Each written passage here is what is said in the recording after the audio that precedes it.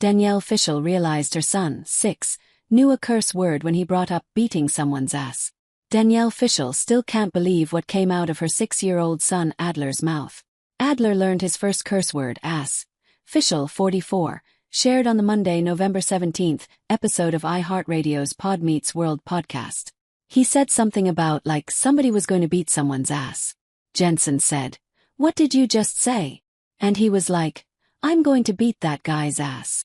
Without hesitating, Fishel's husband, Jensen Karp, stepped in with quite the clever response.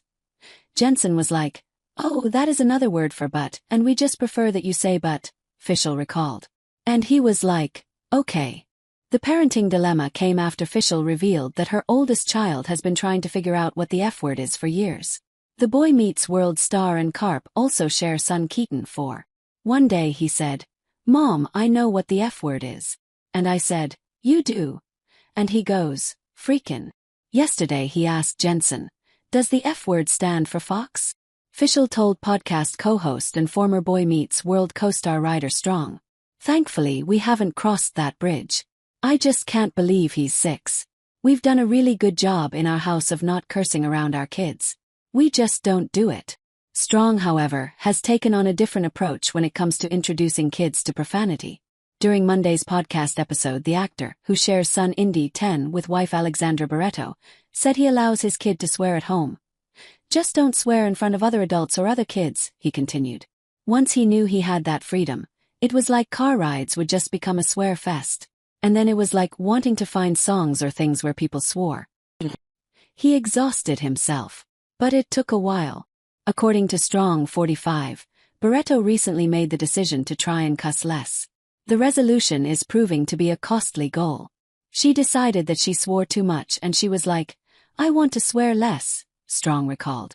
So she told Indy that she would pay him $1 every time. It's up to $38. This isn't the first time Fishel has proven that kids truly say the darndest things. After getting eliminated from Dancing with the Stars, Fishel revealed on the Pod Meets World podcast that Adler told his teacher that his mom died because she had been away from home due to ABC's competition show. I said, "Mommy's not going to quit her job." And he said, "Why?" Fishel recalled. I said, "Well, a couple of reasons. 1, Mommy really loves her job. And 2, because this job is not forever. And I made a commitment to the job." Fishel assured Adler that the show would be over by Thanksgiving and that things will go back to normal. The actress and her professional dance partner, Pasha Pashkoff, were ultimately eliminated during Rock and Roll Hall of Fame night on November 4th. The duo performed a contemporary routine to Aerosmith's Dream On, which scored 34 points from the judges, ranking them second from the bottom for the night.